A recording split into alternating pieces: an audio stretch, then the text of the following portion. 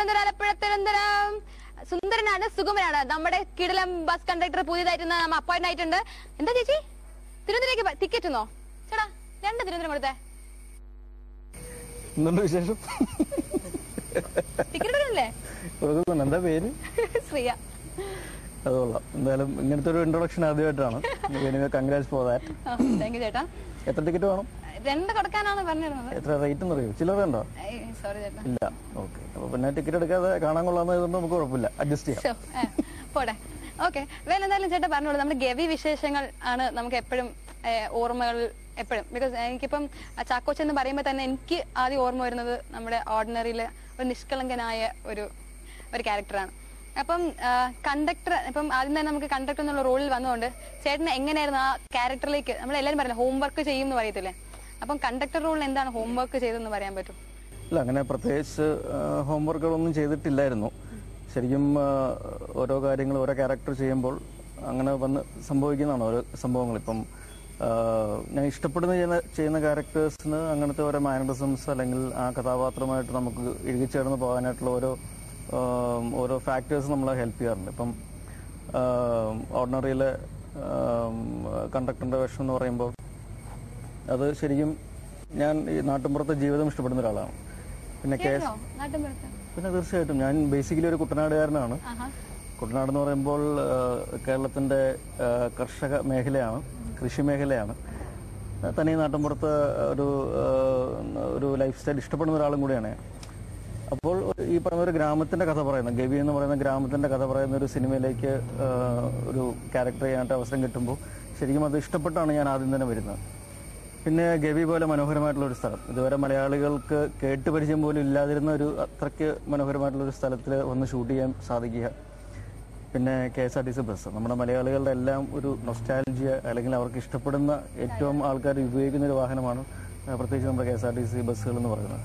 അപ്പോൾ ശരിക്കും KSRTC ബസ്സിലെ ഒരു യാത്ര, അതിൻ്റെ ഒരു അനുഭവം എന്ന് പറയുന്നത് കോളേജ് കാലത്ത് ആ ഒരു പഠനത്തിന് ശേഷം പിന്നെ തീർച്ചയായിട്ടും ഞാൻ ആലപ്പുഴയിൽ നിന്ന് ചങ്ങനാശ്ശേരി SB കോളേജിൽ പഠിക്കാൻ പോകുമ്പോൾ ഈ KSRTC ബസ്സിലെ യാത്രകൾ അനുഭവങ്ങളുണ്ടായിരുന്നു. ഇല്ല, ഞാൻ പൊതുവെ വളരെ സമാധാനപ്രിയനാണ്. ഇല്ല, അങ്ങനെ ഗ്യാപ്പ് കിട്ടിയിട്ടില്ല ബസ്സിൽ അല്ലാതെ പറഞ്ഞിട്ടുണ്ട്. അപ്പൊ അങ്ങനെ ഈ പറയുന്ന പോലെ നാട്ടിൻപുറത്തെ ജീവിത രീതികളൊക്കെ ഇഷ്ടപ്പെടുന്ന ആളായതുകൊണ്ട് അധികം ഹോംവർക്കുകളൊന്നും ചെയ്യാൻ ഒരു ആവശ്യം വന്നില്ല. പിന്നെ ആ കഥാപാത്രത്തിന് യോജിക്കുന്ന രീതിയിലുള്ള സിറ്റുവേഷൻസ്, ഹ്യൂമർ ആണെങ്കിലും ഇമോഷൻസ് ആണെങ്കിലും എല്ലാ രീതിയിലുള്ള സിറ്റുവേഷൻസ് അതിൻ്റെ തിരക്കഥാകൃത്തും ഡയറക്ടറും ക്യാമറാമാൻ എല്ലാവരും കൂടെ നമ്മളെ സപ്പോർട്ട് ചെയ്തിട്ടുണ്ട്. പിന്നെ കൂടെ അഭിനയിക്കുന്നവരും. അപ്പം അങ്ങനെ ഒരുപാട് ഫാക്ടേഴ്സ് നമ്മളൊരു ക്യാരക്ടറിനോട് ചേർന്ന് നിൽക്കാനായിട്ട് ഹെൽപ്പ് ചെയ്യാറുണ്ട്. ഇപ്പൊ നമ്മുടെ ഓർഡിനറിക്ക് ശേഷം നെക്സ്റ്റ് ഫിലിം എന്ന് പറയുന്നത് അടുത്ത ബ്രേക്ക് ഏതായിരിക്കും? ഓർഡിനറിക്ക് ശേഷം എൻ്റെ 5ാമത്തെ പടമായിരുന്നു മല്ലു സിംഗ്. അത് ഓൾമോസ്റ്റ് 100 days ഓടിയ പടമാണ്. അതും ഒരു കമേഴ്ഷ്യൽ ഹിറ്റായിരുന്നു. അപ്പൊ അതിൽ ഇതുവരെ ചെയ്തതിൽ നിന്നും കുറച്ചും കൂടെ ആനിമേറ്റഡ് ആയിട്ടുള്ള ഒരു ഹ്യൂമർ കഥാപാത്രം, അതും ഒരു തനി നാട്ടിൻപുറത്തെ കഥാപാത്രമാണ് ചെയ്തത്. അതെ, അതും മറ്റേ നമ്മുടെ ഈ ഫിലിം എന്ന് പറയുമ്പോൾ തന്നെ ഇതിൽ തന്നെ ഒരു നല്ല നല്ല ഹീറോ ക്യാരക്ടേഴ്സ് ഉള്ള വേറെ 2 ആക്ടേഴ്സും അങ്ങനെയൊക്കെ ഉണ്ടായിരുന്നു. അപ്പൊ അങ്ങനെയുള്ളപ്പോൾ നമ്മുടെ മലയാള ഫിലിമിൽ ഒരു ട്രെൻഡാണ് ഇപ്പം നല്ല ഹീറോസുകൾ എല്ലാം കൂടെ ഒരു കോമ്പിനേഷൻ. എങ്ങനെയാണ് അതിനെടുക്കുന്നത് മലയാള ഫിലിമിലെ ചേഞ്ചസ്? ഞാനത് ഇഷ്ടപ്പെടുന്ന ആളല്ലായിരുന്നെങ്കിൽ ഇങ്ങനത്തെ സിനിമകൾ ഉണ്ടാവില്ലായിരുന്നു. നല്ല സിനിമകൾ ഉണ്ടാവാനായിട്ട് ആഗ്രഹിക്കുന്ന ഒരു പറ്റം ആൾക്കാരുണ്ട്. അതിപ്പം ഒരാൾക്ക് മുൻഗണന അല്ലെങ്കിൽ കൂടുതൽ മുൻതൂക്കം ഉണ്ടോ എന്നുള്ളത് നോക്കാതെ സിനിമ ആസ് എ ടോട്ടാലിറ്റി എങ്ങനെ വരുന്നു എന്നതിനെ അടിസ്ഥാനമാക്കിയിട്ടാണ് എല്ലാവരും ഈ ഒരു കൂട്ടായ്മ ഉണ്ടാകുന്നത്. അത് തീർച്ചയായിട്ടും പ്രൊഡ്യൂസേഴ്സ് സൈഡിൽ നോക്കുകയാണെങ്കിൽ അവർക്കൊരു കുറച്ച് റിസ്ക് കുറഞ്ഞിട്ടുള്ള ഒരു ഫാക്ടറാണ്. ബിസിനസ് നല്ല ബിസിനസ് നടക്കുന്നു, എല്ലാവരുടെയും പ്രേക്ഷകർ സിനിമ കാണാൻ വരുന്നു. അതിൻ്റെ കൂടെ ഒരു നല്ല സിനിമയും കൂടെ ആണെങ്കിൽ ഓഫ് കോഴ്സ് ഒരു ഷുവർ ഹിറ്റായിട്ട് മാറുന്നു. അപ്പം അങ്ങനത്തെ ഒരു ട്രെൻഡ് നമ്മൾ കണ്ട് വരുന്നുണ്ട്. അങ്ങനത്തെ പടങ്ങൾ വാണിജ്യപരമായിട്ടും വിജയിക്കുന്നുണ്ട്. ചേട്ടന് ലൈക്ക് അതല്ലാതെ സെപ്പറേറ്റ് ഒരു അങ്ങനെ ചിന്തിക്കുന്നുണ്ടോ? എനിക്ക് ഇതാണ് കൂടുതൽ കംഫർട്ട്, അതാണ് കൂടുതൽ അങ്ങനെ എന്തെങ്കിലും ഉണ്ടോ? ഇല്ല, അങ്ങനെയില്ല. ഇപ്പൊ ഞാൻ ഈ പറഞ്ഞ പോലെ ട്രാഫിക് അല്ലെങ്കിൽ സീനിയേഴ്സ് പോലെയുള്ള അല്ലെങ്കിൽ 3 Kings പോലെയുള്ള മൾട്ടി സ്റ്റാർ ചിത്രങ്ങൾ ചെയ്യുന്ന കൂട്ടത്തിൽ തന്നെ ഡോക്ടർ ലവ് പോലെയുള്ള ഇൻഡിപെൻഡന്റ് ഹീറോ ടൈറ്റിൽ റോൾ ചെയ്തിട്ടുണ്ട്. ആ സിനിമകളും വിജയിക്കുന്നു. പക്ഷെ കൂടുതലും ഈ പറയുന്ന പോലെ ഒരു കൂട്ടായ്മയിലുള്ള നല്ല സിനിമകൾ വരുമ്പോൾ അതിൽ നിന്നും ഒരിക്കലും ഞാൻ ബാക്ക് ഔട്ട് ചെയ്യാറില്ല. I go for that. എന്റെ ക്യാരക്ടറിൽ എത്രത്തോളം ഇമ്പോർട്ടൻസ് ഉണ്ട്, സിനിമ ടോട്ടാലിറ്റിയിൽ വിജയിക്കുന്നുണ്ടോ എന്ന് മാത്രമേ ഞാൻ നോക്കാറുള്ളൂ. ഇപ്പൊ പുതിയ ഫിലിമിന്റെ വിശേഷങ്ങൾ എന്തൊക്കെയാണ്? ഇപ്പോൾ ഞാൻ ചെയ്യുന്നത് ഷാഫി സംവിധാനം ചെയ്യുന്ന 101 വെഡിങ്സ് അല്ലെങ്കിൽ 101 വെഡിങ്സ് എന്ന് പറയുന്ന സിനിമ. നിങ്ങൾ മാലാണോ മാല വല്ലതാണോ ബിക്കോസ് ഹെയർ സ്റ്റൈൽസിലൊക്കെ നമ്മളിപ്പോ ആ സെറ്റിലാണ് നിൽക്കുന്നത്. അതെ അതെ അതെ. ഇതിലെ ക്യാരക്ടറിന്റെ പേര് കൃഷ്ണൻകുട്ടി എന്നാണ്. ഒരു മുൻഷി ശങ്കരപിള്ള എന്ന് പറയുന്ന ഒരു ഗാന്ധിയന്റെ ഏക മകൻ. പക്ഷെ അപ്പന്റെ ഒരു ചിന്താഗതികളിൽ നിന്നും അല്ലെങ്കിൽ ചിന്താധാരയിൽ നിന്നും പ്രത്യയശാസ്ത്രങ്ങളിൽ നിന്നും വിട്ടുമാറി ഇപ്പോഴത്തെ ഒരു മോഡേൺ രീതിയിൽ അല്പം തട്ടിപ്പും വെട്ടിപ്പും ഉണ്ടെങ്കിലും കുഴപ്പമില്ല, ഒരു ഈസി മണി ഉണ്ടാക്കാനായിട്ട് ആഗ്രഹിക്കുന്ന ഒരു ഒരു കക്ഷിയാണ്. ഒരു ചെറിയൊരു ഫ്രോഡ്, ഇത്രേ ഉള്ളൂ. അപ്പം കൃഷ്ണൻകുട്ടി എന്ന് പറയുന്ന പേര് പോലും പുള്ളിക്ക് അത്ര ഇഷ്ടമല്ല. അതുകൊണ്ട് പുള്ളി പറയുന്നത് കൃഷ് എന്നാണ്. ഐ ആം കൃഷ് എന്ന് പറഞ്ഞാണ് പുള്ളി സ്വയം പരിചയപ്പെടുത്തുന്നത്. കൃഷ്ണൻകുട്ടി എന്ന് ആരെങ്കിലും അടുത്തറിയാവുന്ന ആൾക്കാർ വിളിച്ചാൽ പോലും ഒന്ന് ചറിഞ്ഞു നോക്കും. അപ്പൊ അങ്ങനത്തെ ഒരു ഇപ്പോഴത്തെ ഒരു ജനറേഷന്റെ ഒരു റെപ്രസെന്റേറ്റീവ് ആണ്. അപ്പൊ അതില് എന്തൊക്കെയാണ് പ്രശ്നങ്ങൾ എന്നുള്ളത് വളരെ ഹ്യൂമറസ് ആയിട്ട് പറഞ്ഞു പോകുന്ന ഒരു സിനിമയാണ്. ഈ ഫിലിമില് ഇച്ചിരി പ്ലമ്മി എന്നുള്ളത് ഉണ്ടോ? ഇല്ല ഇല്ല, സന്തോഷത്തിന്റെ ഒരു പ്ലംപിനെസ് ആയിരിക്കും. അല്ല, ഞാൻ ഇങ്ങനെ കേട്ടിട്ടുണ്ട് സ്പാനിഷ് മസാല സെറ്റിൽ നല്ല വിശന്ന് നമുക്ക് ഫുഡ് ക്രേവ് ചെയ്ത് കിട്ടാതെ ഞാൻ അച്ചാർ കുപ്പിയൊക്കെ കൊണ്ടുവരുന്നത്. ഇതിലൊരു പ്രത്യേകത എന്ന് വെച്ചാൽ മിക്കവാറും ലൊക്കേഷനുകളിൽ എന്റെ ഭാര്യ നല്ല ഫുഡ് ഉണ്ടാക്കി കൊണ്ട് തരും. അപ്പൊ അത് എല്ലാവർക്കും കൊടുക്കും, പക്ഷെ കൂടുതൽ ഞാൻ തന്നെ കഴിക്കുന്നെന്ന് തോന്നുന്നു. അപ്പൊ അതിന്റെ ഞാൻ ഈ കൃഷ്ണൻകുട്ടി അങ്ങനത്തെ ക്യാരക്ടർ ആയതുകൊണ്ട് ചിലപ്പോൾ പ്ലംബിനെസ് ഫൈൻ. എന്തായാലും എന്താണ് ഭാര്യ ഇപ്പൊ പറഞ്ഞല്ലേ പ്രിയ അല്ലെ, പ്രിയ എന്ന് പറഞ്ഞിങ്ങനെ പറഞ്ഞായിരുന്നു. അപ്പം ഭാര്യയെ കുറിച്ച് പറയുമ്പം ഇപ്പം ഇടയ്ക്കൊരു ബ്രേക്കിന് ശേഷം വന്നപ്പം ഉള്ള റെസ്പോൺസ് എങ്ങനെയൊക്കെയായിരുന്നു? എന്നുവെച്ചാൽ ഇപ്പം ഭാര്യയുടെ റെസ്പോൺസോ? ഇല്ല, ആൾക്കാരുടെ റെസ്പോൺസ് ഇല്ല. തിരിച്ചുള്ള ഒരു വരവെന്ന് പറയുന്നതാണ് ശരിക്കും എനിക്ക് കൂടുതൽ നല്ല ക്യാരക്ടേഴ്സ്, വെറൈറ്റി ആയിട്ടുള്ള ക്യാരക്ടേഴ്സ് ചെയ്യാനുള്ളൊരു അവസരം കിട്ടിയതും കൂടുതൽ വിജയങ്ങൾ ഉള്ള സിനിമകളും ഈ ഒരു രണ്ടാം വരവിലാണ് ലഭിച്ചിരിക്കുന്നത്. അതുകൊണ്ട് തന്നെ നാച്ചുറലി ആൾക്കാർ ഇഷ്ടപ്പെടുന്ന ക്യാരക്ടേഴ്സും സിനിമകളും വരുന്നു, അവർ അത് എൻജോയ് ചെയ്യുന്നു. So that's A good response. Okay, ഞാനിപ്പം നേരത്തെ പറഞ്ഞല്ലോ മൾട്ടി ആക്ടേഴ്സ് എന്നൊക്കെ പറയുമ്പോൾ, അപ്പം അതിനിടയിൽ എന്തെങ്കിലും പറയാറുണ്ടോ അതിൽ കുറച്ചും കൂടെ നന്നായിരിക്കണം? അപ്പൊ ഭാര്യ വല്ല റെസ്പോൺസ് ചെയ്യാറുണ്ടോ? ബാക്കിയുള്ളത് കമ്പയർ ചെയ്യാനുള്ള ചാൻസസ് അവിടെ കൂടുതലല്ലേ? ക്രിട്ടിസൈസ് ചെയ്യാനും കമ്പയർ ചെയ്യാനുള്ള ചാൻസസ് അവിടെ കൂടുതലല്ലേ മൾട്ടി ആക്ടേഴ്സ്? നാച്ചുറലി അങ്ങനെ ഉണ്ടായിട്ടുണ്ടെങ്കിൽ പറയും. കോസ്റ്റ്യൂംസിൽ തന്നെ എല്ലാം ശ്രദ്ധിക്കാറുണ്ടോ? ശ്രദ്ധിക്കാറുണ്ട്. Naturally part of our job. കുറച്ചും കൂടെ ബ്രൈറ്റ് കോസ്റ്റ്യൂംസ് അങ്ങനെയൊക്കെ ഭാര്യ അങ്ങനെ ശ്രദ്ധിക്കാറില്ല. ഞാൻ നോക്കുമ്പോൾ ഒരിക്കലും ക്യാരക്ടറിൽ നിന്നും വിട്ടുമാറി നിൽക്കുന്ന ഒരു ബ്രൈറ്റ്നസ് അല്ലെങ്കിൽ ഓവർ ഷോ ഗ്ലാമർ ഉള്ള കാര്യങ്ങളൊന്നും നമ്മൾ ചെയ്യാറില്ല. ക്യാരക്ടറിനോട് ചേർന്ന് നിൽക്കുന്ന ഏറ്റവും സൂട്ടബിൾ ആയിട്ടുള്ള കോസ്റ്റ്യൂംസ് ആണെങ്കിലും എന്താണെങ്കിലും, ഈവൻ സീൻസിലുള്ള നമ്മുടെ എക്സ്പ്രഷൻസ് ആണെങ്കിൽ പോലും അതിനോട് ചേർന്ന് നിൽക്കുന്ന രീതിയിൽ മാത്രം നമ്മൾ ചെയ്യാനായിട്ട് ഇല്ല. അങ്ങനെയില്ല. ടോട്ടാലിറ്റിയിൽ it should look and feel good, അത്രേ ഉള്ളൂ. ഇപ്പൊ എന്തായാലും ചാക്കോച്ചൻ ആസ് എ ആക്ടർ എന്നൊക്കെ നമുക്ക് നന്നായിട്ട് അറിയാം. അപ്പം ആസ് എ സിംഗർ എങ്ങനെയാണെന്ന് ഇവിടെ കണ്ടേ പറ്റും. ആസ് നമ്മുടെ ഓണ പ്രേക്ഷകർക്ക് നമുക്കൊരു സ്പെഷ്യൽ വിരുന്ന് നൽകാൻ വേണ്ടിയിട്ട് ഒരു ഓപ്ഷൻ ഇല്ലാതെ നമുക്ക് ചാക്കോച്ചൻ പ്രേക്ഷകർക്ക് വേണ്ടി 2 പാട്ട് പാടിയേ പറ്റും. അതുകൊണ്ടാണല്ലോ നമ്മളിപ്പോ പാടുന്നത്. നമുക്ക് ഓണം എന്നുള്ളൊരു സംതിങ് ഡിഫറെന്റ് ആയതുകൊണ്ട് നമുക്ക് എന്തെങ്കിലും സംതിങ് ന്യൂ ആയിട്ട് നമ്മുടെ സ്കൂളിൽ പഠിക്കുന്ന സമയത്ത് പാട്ടൊക്കെ പാടിയിട്ടുണ്ട്. ഇല്ല, ഞാൻ പറയട്ടെ, മിക്കവാറും എല്ലാ കാര്യങ്ങളിലും ഇൻവോൾവ് ആവും. സ്പോർട്സ് ആണെങ്കിലും ആർട്ടാണെങ്കിലും പഠിത്തത്തിലെ കാര്യത്തിലാണെങ്കിലും എല്ലാത്തിലും ഞാൻ I was very good, almost good. പക്ഷെ എനിക്ക് ഏറ്റവും പ്രശ്നമുള്ളൊരു ഏരിയ ഇതായിരുന്നു, പാട്ട് പാടാനായിട്ട് വലിയ പ്രശ്നമായിരുന്നു. Dance, sports, elocution, music instruments play അങ്ങനത്തെ കാര്യങ്ങളെല്ലാം പോയിട്ടുണ്ട്. പക്ഷെ പാട്ട് പാടാനായിട്ട് ഞാൻ പറയട്ടെ, പാട്ട് പാടാനായിട്ട് മാത്രം ചെറിയ ഇഷ്യൂ ഉണ്ട്. അപ്പൊ അതിൽ മാത്രം മാറി നിൽക്കുന്നതുകൊണ്ട് അതിലൊന്നും ഒരു തിളങ്ങാൻ പറ്റാത്തതിന്റെ ഒരു വിഷമം ഉണ്ടായിരുന്നു. അപ്പൊ ആ വിഷമം ഞാൻ തീർത്തത് ഞാൻ ഗ്രൂപ്പ് സോങ്ങിന് കൂടെ കയറി. ഞാൻ പറയട്ടെ, ഗ്രൂപ്പ് സോങ്ങിന് കൂടെ കയറിയിട്ട് പാടി. അതിനെനിക്ക് പ്രോത്സാഹന സമ്മാനം കിട്ടി. പക്ഷെ അത് നാഷണൽ ആന്തം ആയിരുന്നു. ഓണത്തിനൊപ്പം നാഷണൽ ആന്തം പാടിയത് ശരിയാവില്ല. കാരണം ഓണം എന്ന് പറയുന്നത് കേരളത്തിന് മാത്രമായിട്ടുള്ള ഒരു ഉത്സവമാണ്. നമ്മളിപ്പോ കണ്ടുവരുന്ന ട്രെൻഡ് എന്ന് പറയുന്നത് നമ്മുടെ ഹീറോസ് ഒക്കെ പാടാൻ ശ്രമിക്കുന്നുണ്ട് അല്ലെ? ഇച്ചിരി വെറൈറ്റി ആയിക്കോട്ടെ. ഇച്ചിരി വെറൈറ്റി ആകുമ്പോൾ നമ്മൾ ഡയറക്ടേഴ്സ് ക്ലിക്കായി മനസ്സിൽ ലെഡ് പൊട്ടി നമുക്ക് പറ്റിയ പാട്ട് എന്നൊക്കെ അങ്ങനത്തെ ഒരു ഫീൽ വരത്തില്ലേ? ഞാൻ നേരത്തെ പറഞ്ഞു നമുക്ക് ക്യാരക്ടറിന് യോജിക്കുന്ന കാര്യങ്ങൾ ഞാൻ ചെയ്യാറുള്ളൂ. ഓക്കെ, നല്ലൊരു സ്യൂട്ടായിരുന്നു. Okay, fine. ഞാനിപ്പം കൊച്ചിലെ തൊട്ട് അനിയത്തി അങ്ങനെയൊക്കെ ഞാൻ കുറച്ച് ബോധം വരുന്നത് തൊട്ട് ഞാൻ കാണുമ്പോൾ തന്നെ ചക്കച്ചൻ കണ്ടോണ്ട് വരികയാണ് ഇപ്പൊ വരെ. അപ്പൊ അതിൽ നമ്മൾ കുറെ ഹീറോയിൻസ്, കുറെ ആക്ടേഴ്സിനെ കണ്ടുവരുന്നത് എപ്പോഴെങ്കിലും ഈ ആക്ടർ അഭിനയം അങ്ങനെ തോന്നിയിട്ടുണ്ടോ? അല്ല, ഇഷ്ടംപോലെ ആൾക്കാർ ഇപ്പം എനിക്ക് മുമ്പേ വന്നവരും എനിക്ക് ശേഷം വന്നവരും എന്നോടൊപ്പം വന്നവരും അവരെല്ലാവരും അവര് ചെയ്യുന്ന നല്ല കഥാപാത്രങ്ങൾ കാണുമ്പോൾ തീർച്ചയായിട്ടും ഞാൻ അസൂയോടെ നോക്കിയിട്ടുണ്ട്. അപ്പം നമ്മുടെ ഏറ്റവും നല്ല നടന്മാർ അല്ലെങ്കിൽ നെടും തൂണുകളെന്ന് നമ്മൾ വിശ്വസിക്കുന്ന മമ്മൂക്ക, ലാലേട്ടൻ, അവരുടെ അഭിനയങ്ങൾ, വേണിച്ചേട്ടൻ, ശ്രീനേട്ടൻ, ഇന്നസെന്റ് ചേട്ടൻ, ഒരുപാട് ആൾക്കാർ. ആക്ട്രസോ നടിമാരോ പഴയ ആൾക്കാർ ഒരുപാട്, ഷീലാമ്മയുണ്ട്, ജയഭാരതി ചേച്ചിയുണ്ട്, ഉർവശി ചേച്ചിയുണ്ട്, കോമ്പിനേഷൻ ചെയ്ത ആക്ട്രസസിൽ ആയത് മീര, ജാസ്മിൻ, കാവ്യ, ഭാവന, ഇവരെല്ലാവരും നല്ല വിട്ടുപോകരുതല്ലേ, ആരും വിട്ടുപോയ പ്രശ്നമല്ല. പിന്നെ ഞാൻ പഠിപ്പിച്ചു വിട്ട അസിൻ, അല്ല ഞാൻ പറഞ്ഞില്ല അങ്ങനെ ഒരു പെർട്ടിക്കുലർ ആളെ ഞാൻ പിൻ പോയിന്റ് ചെയ്യാറില്ല. അവർ ചെയ്യുന്ന ക്യാരക്ടർ ഏറ്റവും നന്നായിട്ട് ചെയ്യുന്നുണ്ടോ എന്ന് മാത്രമേ നോക്കാറുള്ളൂ. അത് മാത്രമുള്ള ഒരു ക്രൈറ്റീരിയ. ഇപ്പം 101 വെഡിങ് നെക്സ്റ്റ് ഫിലിമിലേക്ക് എന്തെങ്കിലും? ഇത് കഴിഞ്ഞ് ഞാൻ ചെയ്യാൻ പോകുന്നത് റോമൻസ് എന്ന് പറയുന്ന ഒരു ചിത്രമാണ്. ബോബൻ സാമുവൽ സംവിധാനം ചെയ്യുന്നു, രാജേഷ് വൈബി സ്ക്രിപ്റ്റ്. ഞാനും ബിജുവും ഒരുമിച്ച് ഉണ്ട്. 2 പള്ളിയിലെ അച്ഛന്മാരാണ്, ബട്ട് ബേസിക്കലി അവർ കള്ളന്മാരാണ്. ഒരു ഗ്രാമത്തിലെ 2 പള്ളിയിലെ അച്ഛന്മാരായിട്ട് വേഷം കെട്ടി വരുന്നൊരു സാഹചര്യവും അവിടെ ഉണ്ടാകുന്ന ഒരു ഇഷ്യൂവും കുറച്ച് ഹ്യൂമറിന്റെ പശ്ചാത്തലത്തിൽ അല്പം സസ്പെൻസ് ഒക്കെ വെച്ചിട്ടുള്ള ഒരു സിനിമയാണ് റോമൻസ്. ഓക്കെ, അതും വൻ ഹിറ്റ് ആവട്ടെ 101 വെഡിങ്സിന്റെ കൂടെ. എന്തായാലും ഓണവിശേഷങ്ങൾ, കമ്മിങ് ടു ഓണവിശേഷങ്ങൾ. നമ്മൾ ലാസ്റ്റ് ഓണം എവിടെയായിരുന്നു, എങ്ങനെയായിരുന്നു ആഘോഷിച്ചത്? ഈ സിനിമയിൽ വന്നതിന് ശേഷമുള്ള ഓണത്തിന്റെ വിശേഷങ്ങൾ ഒരു നല്ല കാര്യങ്ങളാണ്. വെറൈറ്റി ഓണങ്ങളാണ് എപ്പോഴും ഉണ്ടായിട്ടുള്ളത്. കഴിഞ്ഞ ഓണം സ്പെയിനിൽ വെച്ചായിരുന്നു, അതിന് മുമ്പത്തെ ഓണം മലേഷ്യയിൽ വെച്ചായിരുന്നു.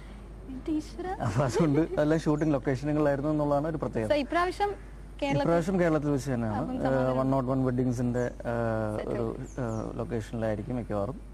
പിന്നെ ഈ പറഞ്ഞ പോലെ ഒരുപാട് സുഹൃത്തുക്കളുടെ ഇടയിലാണ് ഇപ്രാവശ്യത്തെ ഓണം. ഡയറക്ടർ ഷാഫി, ഇതിന്റെ പ്രൊഡ്യൂസറായ റാഫി, പിന്നെ ബിജു, ജയൻ, സമൃദ്ധ, ഭാമ. പിന്നെ ഇപ്പോഴത്തെ ഈ പടത്തിന്റെ ഒരു പ്രത്യേകത എന്താണെന്ന് വെച്ചാൽ 101 വെഡിങ്സ് ബിജുവിന്റെ 101st ഫിലിമാണ്.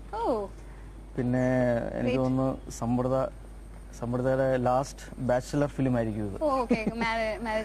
മാരേജിന് മുമ്പുള്ള അവസാനത്തെ സിനിമയായിരിക്കും. അപ്പൊ അങ്ങനത്തെ കുറച്ച് പ്രത്യേകതകളും നല്ല വിശേഷങ്ങളും ഉണ്ട്. എന്തായാലും കേരളത്തിൽ ഓണം എന്ന് പറയുമ്പോൾ തന്നെ ഈ 2 വർഷത്തെ ആഹ്ലാദം തീർക്കാൻ വേണ്ടിയിട്ടായിരിക്കും. അപ്പൊ എന്തെങ്കിലും ഗെയിംസ് അങ്ങനെയൊക്കെ പ്രിപ്പയർ ചെയ്യുന്നുണ്ടോ നമ്മുടെ കൂടെ? ഇല്ല, അങ്ങനെ പ്രത്യേകിച്ച് ഒന്നുമില്ല. എല്ലാവരും മത്സരിച്ച് ഭക്ഷണം കഴിക്കുമായിരിക്കും. അത് തന്നെ ആയിരിക്കും ഒരു കോമ്പറ്റീഷൻ എന്ന് പറയുന്നത്.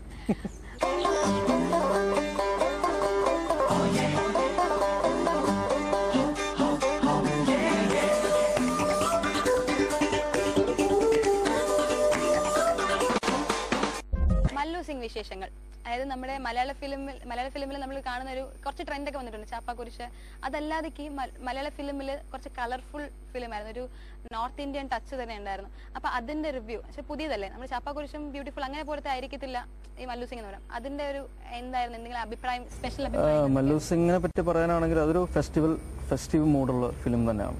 പഞ്ചാബിന്റെ കൾച്ചർ, അവരുടെ ഒരു പ്രത്യേകത എന്ന് പറയുന്നത് തന്നെ ആ ഒരു ഫെസ്റ്റിവിറ്റി മൂഡാണ്.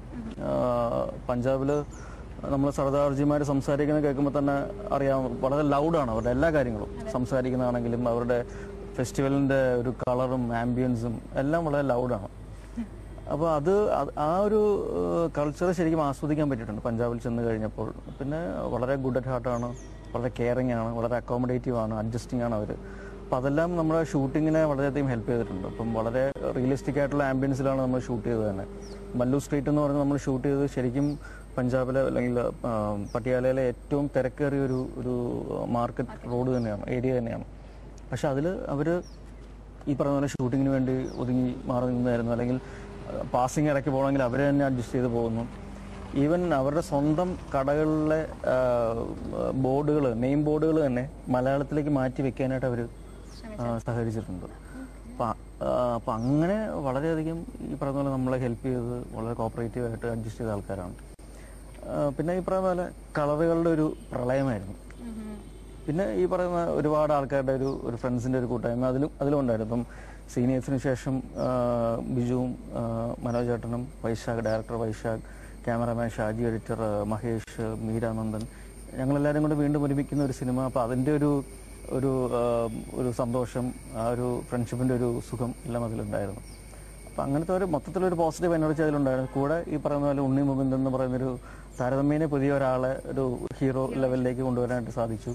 അപ്പോൾ അതെല്ലാം ഈ മല്ലു സിംഗിൻ്റെ ഒരു പോസിറ്റീവ് ആസ്പെക്ട്സ് ആയിട്ടാണ് എനിക്ക് തോന്നിയിട്ടുള്ളത്. പ്ലസ് ആ പടം വിജയിച്ചു എന്ന് പറയുന്നൊരു ഹെവി ബഡ്ജറ്റ് പടമായിരുന്നു. പക്ഷെ അതിനേക്കാൾ കൂടുതൽ ലാഭം പ്രൊഡ്യൂസർക്ക് നേടിക്കൊടുത്ത ഒരു ചിത്രം കൂടിയായിരുന്നു. അല്ല, ഇതിൽ നത്തിങ് ടു തിങ്ക് അബൌട്ട്. ഇതൊരു എന്താ പറയുക, ഒരു വളരെ പുതിയൊരു കഥ എന്നുള്ളതിനേക്കാൾ ഉപരി അവതരണ രീതിയിലും ആ ഒരു ഫ്രണ്ട്ഷിപ്പിന്റെയും ഒരു ബോണ്ടിങ്ങിന്റെ ഒക്കെ ഒരു രസം നമുക്ക് കാണിച്ചു തന്ന ഒരു സിനിമയാണ് മല്ലു സിംഗ്. ഇപ്പം നിരന്ന് ഇങ്ങനെ ഫിലിം ചെയ്തുകൊണ്ടിരിക്കുകയാണ്. അപ്പൊ അതിനിടയിൽ I heard like you are A business man എന്ന് പറഞ്ഞിട്ട്, അതെങ്ങനെയാണ് ഇതിനിടയിൽ? അല്ല, ബിസിനസ് ഇപ്പോൾ സൈഡാണ്, മെയിൻ ബിസിനസ് അല്ലെങ്കിൽ പോലും ഏറ്റവും നന്നായിട്ട് ഇപ്പോൾ ഇൻവോൾവ് ചെയ്യുന്നത് സിനിമയിൽ തന്നെയാണ്. ബിസിനസ് രീതിയിൽ എല്ലാ കാര്യങ്ങളും ഫീൽഡിൽ സെറ്റിലൊക്കെ നമ്മുടെ വൈഫ് കൂടെ ഉണ്ട്. അപ്പം മറ്റേ ബിസിനസ് രീതിയിലും വരാറുണ്ടോ? എല്ലാത്തിലും. ഇപ്പൊ എന്റെ പേഴ്സണൽ, പ്രൊഫഷണൽ, ബിസിനസ് എല്ലാ ലൈഫിലും എന്റെ ഭാര്യ പാർട്ട്ണറാണ്. Okay, cute. ഓക്കെ, ഏറ്റവും രസകരമായ മൂമെന്റ് സെറ്റിൽ അല്ലെങ്കിൽ എന്തെങ്കിലും രസകരമായ, ചിലപ്പോൾ പുറത്തിറങ്ങുമ്പം ആൾക്കാർ മൈൻഡ് ചെയ്തില്ല അങ്ങനെയെങ്കിലും? ഇല്ല, അങ്ങനെയൊന്നുമില്ല. ഒരിടയ്ക്ക് എനിക്ക് തോന്നുന്ന ഒരു ഗ്യാപ്പിന് ശേഷം ഞാൻ തിരിച്ചു വന്നപ്പം ചെയ്ത ആദ്യത്തെ പടം എന്ന് പറയുന്നത് ലോലിപോപ്പാണ്. അപ്പോൾ ആ സമയത്ത് എനിക്കൊന്ന് ഫോർട്ട് കൊച്ചിയിൽ ഷൂട്ടിംഗ് നടക്കുമ്പോൾ കുറച്ച് പിള്ളേർ ഒരു ബസ്സിൽ, സ്കൂൾ ബസ്സിൽ ഇങ്ങനെ പാസ് ചെയ്ത് പോയപ്പം എന്നെ കണ്ടപ്പോൾ ആദ്യം ജയസൂര്യ എന്ന് വിളിച്ചു. ഞാൻ വിചാരിച്ചേ പണി പാളിയോ. അപ്പോൾ എന്നെ കണ്ടിട്ട് പെട്ടെന്ന് അവർക്ക് ജയസൂര്യ എന്ന് തോന്നി. പക്ഷെ പിന്നീട് അവരെ വീണ്ടും കറങ്ങി തിരിഞ്ഞ് വന്ന് ചാക്കോച്ചൻ എന്ന് വിളിച്ചു കഴിഞ്ഞപ്പോഴാണ് എനിക്ക് സമാധാനമായത്. പക്ഷെ അത് ഈ പറഞ്ഞ ഒരു ഇടവേളയ്ക്ക് ശേഷം വന്നപ്പോൾ പെട്ടെന്ന് ആൾക്കാർക്ക് മനസ്സിലാകാൻ പറ്റാത്തതിൻ്റെ ഒരു പ്രശ്നമായിരുന്നു. അപ്പം എനിക്ക് സങ്കടം തോന്നിയെങ്കിലും പിന്നീട് അവർ തിരിച്ചു വന്ന് എന്നെ തിരിച്ചറിഞ്ഞപ്പോൾ സന്തോഷം തോന്നി. പക്ഷെ ഇപ്പം അങ്ങനെയൊന്നുമില്ല. ഇപ്പം ജയസൂര്യയായിട്ടും എന്നെ ഞാനായിട്ടും തന്നെ ആൾക്കാർ തിരിച്ചറിയുന്നുണ്ട്. അതുകൊണ്ട് ഒരു കുറച്ച് ഫണ്ണിയാണെങ്കിലും ഇടയ്ക്ക് ചെറിയൊരു പേടി തോന്നിപ്പിച്ച ഒരു സംഭവമായിരുന്നു. എന്തായാലും എല്ലാ ആക്ടേഴ്സിനും ഞാൻ എപ്പോഴും ചോദിക്കുന്ന ചോദ്യമായിരിക്കും, എല്ലാ ആക്ടേഴ്സിനും അവർക്കൊരു ഇഷ്ടമുള്ള റോൾ ഒരു സാധനമുണ്ട്. ആ റോൾ കിട്ടിയിട്ടുണ്ടോ മനസ്സിൽ? ഇപ്പം എനിക്ക് ഞാൻ പണ്ട് ആൾക്കാർ പറയുമായിരുന്നു ചാക്കോച്ചൻ എന്ന് പറയുമ്പോൾ റൊമാൻറ്റിക്, ഒരു ചോക്ലേറ്റ്, ഒരു മോഡേൺ, അറ്റയറിലും പ്രണയവും. പ്ലസ് പോയിന്റ് പറയുന്നത് ഏത് വേഷം ഇട്ടാലും ഒരു നിഷ്കളങ്കത എന്നുള്ളൊരു കാര്യം പ്ലസ് പോയിന്റ് ആണെന്ന് തോന്നാറുണ്ടോ എപ്പോഴെങ്കിലും?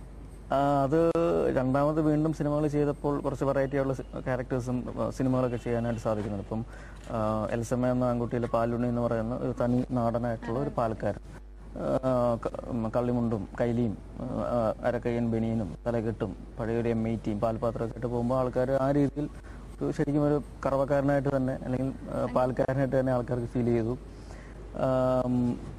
പിന്നീട് അതിൽ വളരെ ഈ പറയുന്ന പോലെ വളരെ നിഷ്കളങ്കനായ ഒരു തനി നാട്ടിൻപുറത്തുകാരൻ. ട്രാഫിക് എന്ന് പറയുന്ന സിനിമയിൽ വരുമ്പോൾ അതിൽ ഏബിൾ ടെരീൻ എന്ന് പറയുന്ന കാർഡിയോളജിസ്റ്റ്, അതിലൊരു ചെറിയൊരു നെഗറ്റീവ് ഷെയ്ഡ്സ് എന്ന് പൂർണ്ണമായിട്ട് പറയാൻ പറ്റില്ലെങ്കിലും ചെറിയൊരു ഗ്രേ ടിഞ്ചുള്ള ഒരു ക്യാരക്ടറാണ്. അപ്പോൾ അത് ആൾക്കാർ പ്രതീക്ഷിക്കാത്ത ഒരു സംഭവമായിരുന്നു. എന്നിൽ ഒരു ചെറിയൊരു വില്ലനിസം ഉള്ള ഒരു ക്യാരക്ടർ എന്ന് പറയുന്നത്. പിന്നീട് സീനിയേഴ്സിൽ വരുമ്പോൾ കുറച്ചും കൂടി സൈക്കോട്ടിക് ആയിട്ടുള്ള ഒരു ഇമേജിലുള്ള ക്യാരക്ടർ ചെയ്യാനായിട്ട് സാധിക്കുന്നു. അപ്പോൾ ആൾക്കാർ പ്രതീക്ഷിക്കാത്ത ഒരു സംഭവമായിരിക്കും. ഇപ്പം ഈ പറയുന്ന പോലെ എന്നിൽ കാണുന്ന ഒരു ഇന്നസെൻസ് എന്ന് പറയുന്നത് അത് എക്സ്പ്ലോയിറ്റ് ചെയ്ത് അതിൻ്റെ വേറൊരു രീതിയിലുള്ള ഒരു ചെറിയൊരു വില്ലനിസം അല്ലെങ്കിൽ ഗ്രേ ഷെയ്ഡ്സ് ഉള്ള ക്യാരക്ടേഴ്സ് ചെയ്യാനായിട്ട് സാധിക്കുമ്പോൾ ഒരു സർപ്രൈസ് എലമെന്റ് കൊടുക്കാനായിട്ട് സാധിക്കുന്നുണ്ട്. അത് ഹെൽപ്പ് ചെയ്തിട്ടുണ്ട് ഒരുപാട്. അപ്പൊ ഞാൻ പറഞ്ഞു വന്നത് പണ്ട് ഈ പറയുന്ന പോലെ ഹ്യൂമർ ചെയ്യാനായിട്ട് എനിക്ക് പറ്റില്ല എന്ന് പറഞ്ഞൊരു പ്രശ്നം ഉണ്ടായിരുന്നു.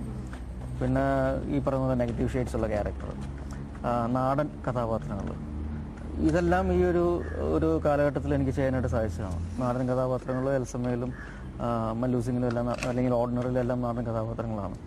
ചെറിയൊരു ഗ്രേറ്റ് ഷെയ്ഡ്സ് വില്ലനിയുള്ള ട്രേറ്റ്സ് ഉള്ള ക്യാരക്ടേഴ്സാണ് ട്രാഫിക്കിലെ ക്യാരക്ടറും പിന്നെ സീനിയേഴ്സിലെ ക്യാരക്ടറും ഒക്കെ.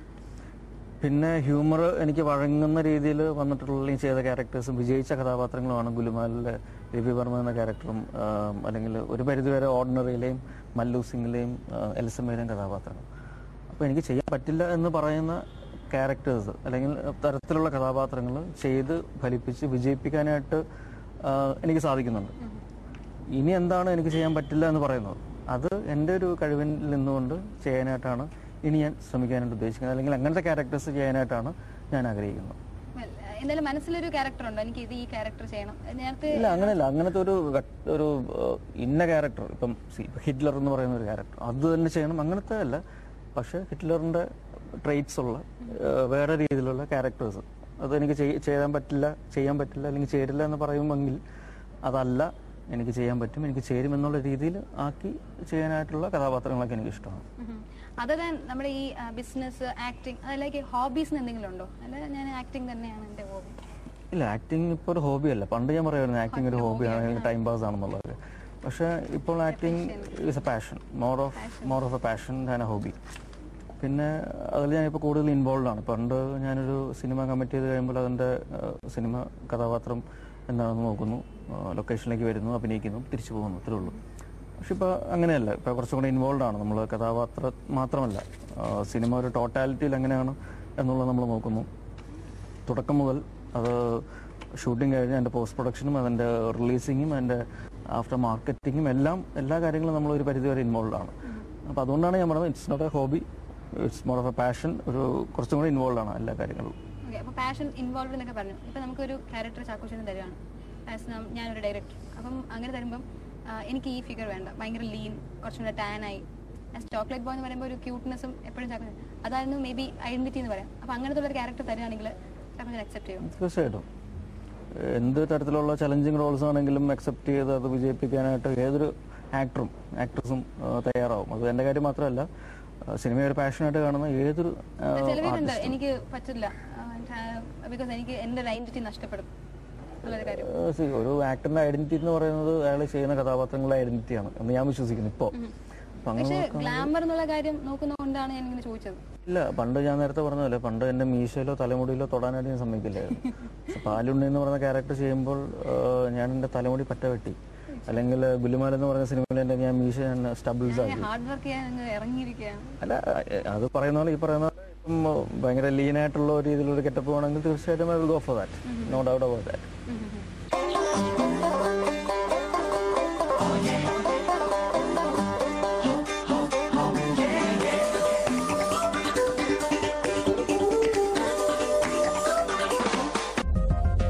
പുറത്ത് നല്ല മഴയുണ്ട്, നല്ലൊരു ക്ലൈമറ്റിനിടയിൽ നമ്മൾ ബാക്കി കണ്ടിന്യൂ ചെയ്യാം. ചേട്ടാ പറഞ്ഞോളൂ, നമുക്കിപ്പം എന്താണ് ഉണ്ണി മുകുന്ദൻ, രാജീവ് പിള്ളை ഇങ്ങനെയൊക്കെ എടുക്കുമ്പം കട്ട് ജിം അല്ലെ, ചിലപ്പോൾ ലീൻ ഫിഗർ, നെവിൻ പോളി എന്നൊക്കെ പറയുമ്പോൾ ലീൻ ഫിഗർ അങ്ങനെയൊക്കെ നിൽക്കുകയാണ്. അപ്പം അവരുടെ കൂടെ ആ ലെവലിൽ നിൽക്കാൻ ചാക്കോച്ചൻ കൊണ്ട് സിക്സ് പാക്ക് ആവശ്യമുണ്ടോ? സിക്സ് പാക്കിന് എന്താണ് നമുക്കൊരു ഐഡന്റിറ്റി സിക്സ് പാക്ക്, അതാണ് എൻ്റെത്. ഇടയ്ക്ക് ഇപ്പം ഈ അടുത്ത മലയാള സിനിമയിലെ ഏറ്റവും വലിയ ഹിറ്റായിട്ടുള്ള ഒരു സിനിമയാണ് തട്ടത്തിന് മറയത്ത്. അതിലെ നായകൻ പറയുന്നുണ്ട്, കേരളത്തിലെ ആമ്പിള്ളേർക്ക് എന്തിനാണ് സിക്സ് പാക്സ് ഉപയോഗിക്കുന്നുണ്ട്, അല്ലെങ്കിൽ തട്ടം ഒരു വീക്ക്നെസ് ആണെന്ന് പറയുന്നുണ്ട്. ഇപ്പം ഫിലിം ആക്ടേഴ്സ് ഒക്കെ ഈ പ്രൊഡ്യൂസർ, ഡിറക്ഷൻ, സ്ക്രിപ്റ്റ് റൈറ്റർ അങ്ങനെയൊക്കെ പോകുന്നുണ്ട്. ചാക്കോച്ചന്റെ മനസ്സിൽ എന്തെങ്കിലും? ഉദയ എന്ന് പറയുന്ന ഒരു ബാനറിൽ പണ്ട് എൻ്റെ അച്ഛനും മുത്തശ്ശനും ഉദയയുടെ ബാനറിലുള്ള പടം പ്രൊഡ്യൂസ് ചെയ്തിട്ടുണ്ട്, ഡയറക്റ്റ് ചെയ്തിട്ടുണ്ട്. അപ്പം ഉദയ വീണ്ടും ഒരു നല്ല മലയാള സിനിമ എടുത്ത് വീണ്ടും തിരിച്ചു വരണമെന്ന് ആഗ്രഹിക്കുന്ന ഒരാളാണ് ഞാൻ. ഉദയയുടെ ബാനറിൽ ഒരു പടം പ്രൊഡ്യൂസ് ചെയ്യാനായിട്ട് ആഗ്രഹമുണ്ട്. പക്ഷെ അതിൻ്റെ എല്ലാം വളരെ ഇനിഷ്യൽ സ്റ്റേജസ് ആണ്. ഇപ്പോൾ ഒരു കോൺക്രീറ്റ് ആയിട്ടുള്ള ഒരു സംഭവം വരുമ്പോൾ തീർച്ചയായിട്ടും അറിയിക്കുന്നത്. അത് എൻ്റെ ഡയറക്ടറിന്റെ ഡിസ്ക്രിപ്ഷൻ വിട്ടിരിക്കുകയാണ്. അല്ലാതെ ഞാൻ വേണമെന്ന് എനിക്ക് നിർബന്ധമൊന്നുമില്ല. പക്ഷെ ആ ക്യാരക്ടറിന് സൂട്ടബിൾ ആയിട്ടുള്ള ആരാണെങ്കിലും അവരെ വെച്ചിട്ട് പ്രൊഡ്യൂസ് ചെയ്യും. ഓക്കെ, നമുക്ക് സീനിയേഴ്സ് നോക്കുമ്പോൾ തന്നെ ഒരു സ്റ്റാർസ് ഒക്കെ ഉള്ളതാണ്. അതിന്റെ വിശേഷങ്ങൾ കേൾക്കാൻ നമുക്ക് കുറച്ചും കൂടെ. സെറ്റിൽ ഭയങ്കര കളകലാന്നിരിക്കും. ഞാൻ ഏകദേശം അതിന്റെ കൂടെ പോയോ എന്നൊരു ഡൗട്ടുണ്ട്. സീനിയേഴ്സിന്റെ സെറ്റിൽ കൂടെ ഞാൻ ജസ്റ്റ് ഒന്ന് പാസ് ചെയ്തിട്ടുണ്ട്. അപ്പൊ തന്നെ എനിക്ക് ഭയങ്കര രസമായിട്ട് തോന്നിയുണ്ട്. ഈ സെറ്റ് ഇത്രയും ഭയങ്കര ജോളി സെറ്റാണ്. തീർച്ചയായിട്ടും സീനിയേഴ്സിന്റെ ഒരു ക്യാച്ച് വേർഡ് എന്ന് പറയുന്നത് തന്നെ ബാക്ക് ടു കോളേജ് എന്നുള്ളതാണ്. അതും 10-15 വർഷങ്ങൾക്ക് ശേഷം പഠിച്ചിരുന്ന അതേ കോളേജിൽ വീണ്ടും പഠിക്കാനായിട്ട് വരുന്ന 4 സുഹൃത്തുക്കൾ. അപ്പോൾ സീനിയേഴ്സിന്റെ കൂട്ടത്തിൽ എന്നെ ഞാൻ ചേരുമോ എന്നുള്ള സംശയം ഉണ്ടായിരുന്നു. കാരണം ജയറാമേട്ടൻ, ബിജു മേനോൻ, മനോജ് അവരുടെ കൂട്ടത്തിൽ ഒരു ചേരായിക ഉണ്ടാവുമോ എന്നുള്ളൊരു സംശയം ആദ്യം ഉണ്ടായിരുന്നു. പക്ഷെ അത് വളരെ നല്ല രീതിയിൽ അത് മാനിപ്പുലേറ്റ് ചെയ്ത് അങ്ങനത്തെ ഒരു എന്താ പറയുക, ഒരു ചേർച്ചയില്ലായ്മ ഫീൽ ചെയ്യാതിരിക്കാൻ വേണ്ടിയിട്ട് എൻ്റെ സ്ക്രിപ്റ്റ് റൈറ്റർ സച്ചി, സേതു, പിന്നെ എൻ്റെ ഡയറക്ടർ വൈശാഖ്, ഇവരെല്ലാവരും വളരെയധികം ഹെൽപ്പ് ചെയ്തിട്ടുണ്ട്. പിന്നെ ഓഫ്കോഴ്സ് ഒരു ഫണ്ണായിരുന്നു. ഫുൾ ടൈം ഒരു ശരിക്കും എൻജോയ് ചെയ്ത് അഭിനയിച്ച അല്ലെങ്കിൽ ചെയ്ത ഒരു സിനിമയാണ് സീനിയേഴ്സ്. ഇപ്പം മഹാരാജാസ് കോളേജ് പോലെ വളരെ ഫേമസ് ആയിട്ടുള്ളൊരു കോളേജിൽ അഭിനയിക്കാനാണെങ്കിൽ തന്നെ പഠിക്കാനായിട്ട് ചെല്ലുക എന്ന് പറയുന്ന ഒരു സന്തോഷം. പിന്നെ പണ്ട് നമ്മൾ കോളേജുകളിൽ ചെയ്യാനായിട്ട് പറ്റാത്ത പല കാര്യങ്ങളും നമുക്ക് ചെയ്യാൻ പറ്റും. ഈ പറഞ്ഞ പോലെ സമരം ചെയ്യാനായിട്ട് പോവുക, റോഡ് ബ്ലോക്ക് ചെയ്തിട്ട് വോളിബോൾ കളിക്കുക, കോളേജിൽ ഫൈറ്റ് ഉണ്ടാവുക.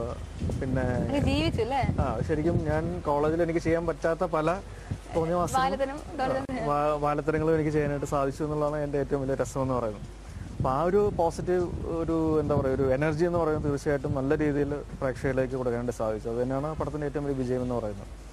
പിന്നെ ഏറ്റവും ഫണ്ണായിട്ടുള്ള രീതിയിൽ കാര്യങ്ങൾ അവതരിപ്പിക്കാനായിട്ട് മിടുക്കനാണ് ജയറാമേട്ടൻ. ജയറാമേട്ടൻ എനിക്ക് തോന്നുന്നു മലയാള സിനിമയിൽ അല്ലെങ്കിൽ മിമിക്രി വേദിയിൽ ഇത്രയും പെർഫെക്റ്റ് ആയിട്ട് മിമിക്രി ചെയ്യാനായിട്ട് സാധിക്കുന്ന വേറെ ആളുണ്ടെന്ന് എനിക്ക് തോന്നുന്നില്ല. അത്രയും പെർഫെക്റ്റ് ആയിട്ടാണ്. ഇപ്പം ബിജു മേനോനെ വരെ ജയറാമേട്ടൻ കാണിക്കുമ്പോൾ ബിജുവിൻ്റെ ക്യാരക്ടർ അല്ലെങ്കിൽ മാനറിസംസ് ശരിയാണോ എന്ന് നമുക്ക് ചിലപ്പോൾ സംശയം തോന്നാറുണ്ട്. കാരണം അത്രയ്ക്ക് പെർഫെക്റ്റ് ആയിട്ടാണ് ജയറാമേട്ടൻ ബിജുവിനെ ഇമിറ്റേറ്റ് ചെയ്യുന്നത്. പിന്നെ എനിക്ക് തോന്നുന്നു അടൂർ ബാസി എന്ന് പറയുന്ന ഒരു അഭിനേതാവിനെ വേറെ ആരും ഞാൻ ഇമിറ്റേറ്റ് ചെയ്ത് കണ്ടിട്ടില്ല. പക്ഷേ ജയറാമേട്ടൻ വളരെ പെർഫെക്റ്റ് ആയിട്ട് ചെയ്യും. പിന്നെ മനോജ് കെ ജയൻ എന്ന് പറയുന്ന ആക്ടറിൻ്റെ ഒരു ഹ്യൂമർ സൈഡ് കണ്ട ഒരു സിനിമയാണ് സീനിയേഴ്സ്. അതിൽ പ്രത്യേകിച്ച് മതിൽ ചാടുന്ന ഒരു സീൻ, അത് ഒറ്റ ഷോട്ടിൽ പുള്ളി 5 പ്രാവശ്യം മതിൽ അങ്ങോട്ടും ഇങ്ങോട്ടും ചാടുന്നു. അതും പിന്നെ ബിജുവിൻ്റെ ഒരു വേറൊരു ഹ്യൂമർ വേഷം. ഇപ്പം മേരിക്കൊണ്ട കുഞ്ഞാണ്ടിന് ശേഷം ആൾക്കാർക്ക് ഏറ്റവും ഇഷ്ടപ്പെട്ട ബിജുവിൻ്റെ ഒരു ക്യാരക്ടറാണ് അതിൽ ഇടിക്കുള എന്ന് പറയുന്ന ക്യാരക്ടർ. അപ്പം അങ്ങനെ എല്ലാ രീതിയിലും വളരെയധികം എൻജോയ് ചെയ്തിട്ടുള്ളൊരു സിനിമയാണ് സീനിയേഴ്സ്. ഇപ്പം നമ്മുടെ മലയാള സിനിമയിൽ നേരത്തെ പറഞ്ഞ പോലെ കുറച്ച് മാറി വരുന്നുണ്ട് ട്രെൻഡ്. ആ ട്രെൻഡ് ഇങ്ങനെ പിടിച്ചു വെക്കണം എന്നാണോ?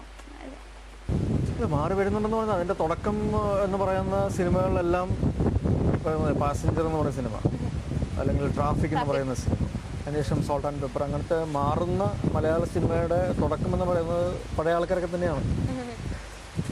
അത് ഈ പറയുന്ന പോലെ നല്ല രീതിയിൽ എല്ലാ സിനിമകളും ഇപ്പം അങ്ങനെ നോക്കുമ്പോൾ വ്യത്യസ്തമായിട്ടുള്ള സിനിമകളുണ്ടാകുന്നു, വ്യത്യസ്തമായിട്ടുള്ള ക്യാരക്ടേഴ്സ് ഞങ്ങൾക്ക് കിട്ടുന്നു. അപ്പം അതൊരു ഭാഗ്യം തന്നെയാണ്.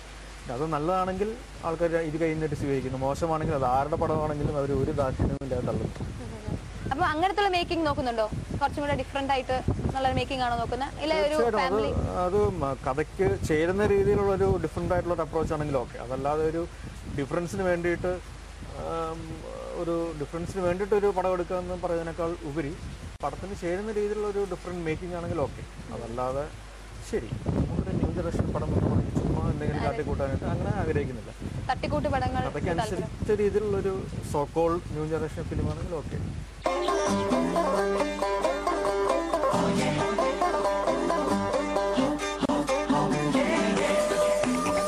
നേരത്തെ സീനിയേഴ്സിന്റെ കോളേജ് വിശേഷങ്ങൾ എന്നൊക്കെ പറഞ്ഞിരുന്നു. കോളേജിൽ എങ്ങനെയായിരുന്നു? നല്ല പഠിക്കുന്ന കൂട്ടത്തിലാണോ?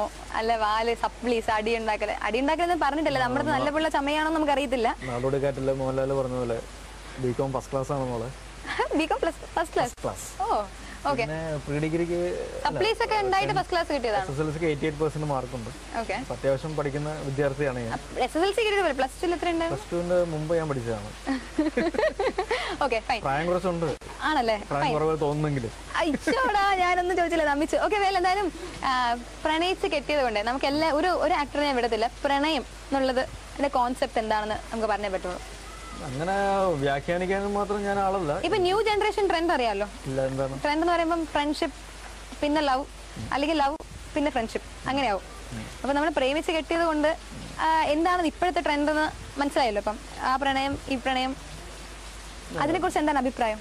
അങ്ങനെ പ്രത്യേകിച്ച് അഭിപ്രായങ്ങളൊന്നുമില്ല. നിങ്ങളുടെ മനസ്സിൽ എന്താണ് തോന്നുന്നത്, അതിപ്പം പ്രണയമാണോ, സ്നേഹമാണോ, സിമ്പതിയാണോ, ലസ്റ്റാണോ എന്നുള്ളത് തിരിച്ചറിയുക എന്നുള്ളതാണ് ആദ്യത്തെ കാര്യം എന്ന് പറയുന്നത്. അപ്പോൾ ഒരാളെ സ്നേഹിക്കുക എന്ന് പറയുന്നത് ഇപ്പം അയാളോടൊരു സിമ്പതി കൊണ്ട് സ്നേഹിച്ചിട്ട് കാര്യമില്ല. ചോക്ലേറ്റ് ബോയിന്റെ മനസ്സിൽ പ്രണയത്തിനെ കുറിച്ച് എന്താണ്? എനിക്കറിയില്ല. ചാക്കോച്ചൻ പ്രണയിച്ച് കെട്ടിയതല്ലേ, അപ്പം എങ്ങനെ, അപ്പം ആ കോൺസെപ്റ്റ് എന്തായിരുന്നു? നമ്മള് വീട്ടുകാരൊക്കെ ഭയങ്കര അതില് നമുക്കൊരു ഡെഫിനിഷൻ ഇല്ല എന്താണ് പ്രണയം എന്ന് പറയുന്നത്. ഇപ്പം ലവ് അറ്റ് ഫസ്റ്റ് സൈറ്റ് എന്ന് പറയുന്നതാണോ, അല്ലെങ്കിൽ നമ്മൾ ആലോചിച്ചിട്ടൊക്കെ പ്രണയിക്കാൻ തീരുമാനിക്കുന്നതാണോ, അങ്ങനെ ചോദിച്ചാൽ എനിക്കറിയില്ല. എനിക്ക് തോന്നിയ ഒരു പെൺകുട്ടിയെ പ്രേമിക്കണമെന്ന് തോന്നിയൊരു പെൺകുട്ടിയെ പ്രണയിച്ചു. ആ പെൺകുട്ടി വിവാഹം കഴിക്കാനായിട്ട് ഉള്ളൊരു സാഹചര്യം ഉണ്ടായി. ഒരു കാര്യം ഉണ്ടായിരുന്നു, ഒരു എക്സ്റ്റേണൽ ബ്യൂട്ടി മാത്രമായിരിക്കരുത് ഒരാളെ പ്രണയിക്കാനായിട്ടുള്ള ഒരു ക്രൈറ്റീരിയ. അതൊരു വളരെ ഇമ്പോർട്ടൻ്റ് ആയിട്ടുള്ള ഒരു ഫാക്റ്റാണ്. ഒരാളുടെ ബാഹ്യമായ സൗന്ദര്യം കണ്ട് മാത്രം അയാളെ പ്രണയിച്ച് വിവാഹം കഴിക്കുകയാണെങ്കിൽ അതൊരു ഡിസാസ്റ്ററിലേക്കായിരിക്കും പോകും. അതിനേക്കാൾ ഉപരി നിങ്ങൾ പ്രണയിക്കുന്നയാൾ സൗന്ദര്യം ഉണ്ടാവണം, അതോടൊപ്പം തന്നെ അല്ല നിങ്ങൾക്ക് ആദ്യം ക്യാരക്ടർ ഏറ്റവും കൂടുതൽ സമയം സംസാരിച്ചിരിക്കുമ്പോൾ ബോറടിക്കാതിരിക്കുന്ന ഒരാൾ വേണം. കാരണം കുറെ കാലം കഴിയുമ്പോൾ എക്സ്റ്റേണൽ ബ്യൂട്ടി എന്ന് പറയുന്നത് എക്സ്റ്റേണൽ ബ്യൂട്ടി എന്നുള്ള ഒരു ബേസിക് ഫാക്ടർ അല്ലേ, ഒരു ചെറിയൊരു ചിലപ്പം ഫസ്റ്റ് സ്റ്റെപ്പ് ആയിരിക്കാം. First step. ഓക്കെ, ആദ്യം പറഞ്ഞു എക്സ്റ്റേണൽ ബ്യൂട്ടി ആയിരിക്കരുത് എന്ന് പറഞ്ഞു, ഇപ്പൊ പറഞ്ഞു അത് മാത്രമായിരിക്കരുതെന്നാണ്. ഓക്കെ, അപ്പൊ ഫസ്റ്റ് ഫാക്ടർ കാണാൻ കൊള്ളാവുന്നത്, പിന്നെ ക്യാരക്ടർ, പിന്നെ കൊള്ളൂല്ലെങ്കിൽ കാണാൻ കൊള്ളാമെങ്കിൽ കട്ട് ചെയ്ത് വിടണം. എല്ലാം ഉണ്ട്, എല്ലാം ഉണ്ട്. ഓക്കെ, ഓരോരുത്തരുടെ കാഴ്ചപ്പാട് പോലെ ഇരിക്കും പ്രണയം അല്ലെങ്കിൽ സൗന്ദര്യം എന്ന് പറയുന്നത്. ഇപ്പം ആൾക്കാർ ചിലപ്പോൾ പറയാറുണ്ട് ശ്രീനിയേട്ടനെ കാണാൻ സുന്ദരനല്ല എന്ന് പറയുന്ന ആൾക്കാരുണ്ട്. പക്ഷെ എനിക്ക് ശ്രീനിയേട്ടൻ ഏറ്റവും സൗന്ദര്യമുള്ള ഒരാളായിട്ടാണ് എനിക്ക് തോന്നിയിട്ടുള്ളത്. എന്നേക്കാൾ സൗന്ദര്യം ശ്രീനിയേട്ടനുണ്ടെന്ന് തോന്നിയിട്ടുള്ള ഒരാളാണ് എൻ്റെ ഭാര്യ. അപ്പൊ അത് beauty lies in the eyes of the beholder അല്ലേ, ദോസ് ഹു സീ. അപ്പൊ അങ്ങനെ നോക്കുമ്പോൾ ഓരോരുത്തരുടെ കാഴ്ചപ്പാടിൽ സൗന്ദര്യം എന്ന് പറയുന്നത് ഓരോ രീതികളിലാണ്. അങ്ങനെയാണ് സൗന്ദര്യത്തെ കാണേണ്ടത്. അപ്പൊ ഏതായാലും ലാസ്റ്റ് 2 years ഓണം എന്താണ് പുറത്തൊക്കെ അടിച്ചു പൊളിച്ച് നടന്നു. അതേപോലെ ആയിരിക്കണോ ഇപ്രാവശ്യം? ചെറിയ മോഹം ഉണ്ടായിരുന്നോ? ഇല്ല, ശരിക്കും എനിക്ക് നാട്ടിൽ ഓണം ആഘോഷിക്കുന്നത് തന്നെയാണ് ഏറ്റവും ഇഷ്ടം. നാട്ടിൽ ഈ പറയുന്ന പോലെ ഒരു സദ്യവട്ടവും ഇലയിലും ഉള്ള ഭക്ഷണവും തനി നാട്ടു രീതിയിലുള്ള ഒരു ഓണം ആഘോഷം തന്നെയാണ് നമ്മുടെ പ്രേക്ഷകർക്ക് വേണ്ടിയിട്ട് എന്തെങ്കിലും എന്ത് വാക്ക്? ഓണം ഈ പറയുന്ന പോലെ വളരെ ക്ലീശ ആശംസയാണ്. സന്തോഷത്തിൻ്റെ, സമൃദ്ധിയുടെയും സമാധാനത്തിൻ്റെയും ഒരു ഓണം ആശംസിക്കുന്നു. എന്നതിനേക്കാൾ ഉപരി കഴിഞ്ഞ കുറച്ച് വർഷങ്ങളായിട്ട് ഒരുപാട് നല്ല സിനിമകൾ അതിൽ ഭാഗമാകാനായിട്ട് സാധിക്കുക, ആ സിനിമകളെല്ലാം വിജയിപ്പിക്കാനായിട്ട് പ്രേക്ഷകരായ നിങ്ങൾ കാണിക്കുന്ന ഒരു സന്മനസ്. പ്രത്യേകിച്ച് കഴിഞ്ഞ വർഷം ഓണക്കാലത്ത് എൻ്റെ 2 സിനിമകളാണ് റിലീസായത്, സെവൻസും ഡോക്ടർ ലവും. ആ 2 സിനിമകളും നല്ല രീതിയിൽ വിജയിപ്പിച്ച പ്രേക്ഷകർക്ക് ഈ ഓണക്കാലത്ത്, ഓണത്തിന് തൊട്ട് മുമ്പ് വരെ എൻ്റെ 2 സിനിമകൾ തിയേറ്ററിൽ ഓടിക്കൊണ്ടിരുന്നു, മല്ലു സിംഗും ഓർഡിനറി. അപ്പം അതുകൊണ്ട് തന്നെ എല്ലാ തരത്തിലും എല്ലാ രീതിയിലും നോക്കുകയാണെങ്കിൽ കഴിഞ്ഞ വർഷവും ഈ പ്രാവശ്യത്തെ ഓണവും എനിക്ക് ഏറ്റവും നല്ല സമ്മാനങ്ങൾ തന്നെ നൽകിയവരാണ് നിങ്ങൾ പ്രേക്ഷകർ. അപ്പം അതുകൊണ്ട് തന്നെ ഓണത്തിൻ്റെ ആശംസകൾ നേരുന്നതിനോടൊപ്പം ഇത്രയും നല്ല ഓണ സമ്മാനങ്ങൾ തന്ന നിങ്ങൾക്ക് എൻ്റെ നന്ദി പറയാനായിട്ടും ഈ അവസരം ഉപയോഗിക്കുകയാണ്. എല്ലാവർക്കും ഒരു അടിപൊളി ഓണം ആശംസിക്കുന്നു.